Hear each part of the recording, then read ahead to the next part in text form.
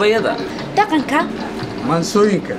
hidaha iyo dhaqanka Soomaaliyeed in dib loo soo cusboonaysiiyo aad iyo aad ay muhiim u tahay inaan carruurteena barnaa muhiimadda uu leeyahay afka Soomaaliga oo muhiim fanka iyo suugaanta afka Soomaaliyeed in la soo nooleeyo fanka 2013 fanka 2013 hambalyo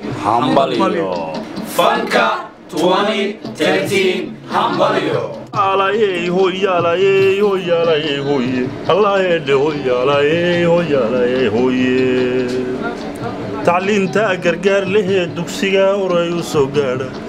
yaan laga gadal dhicin markuu gala ustaadkeedu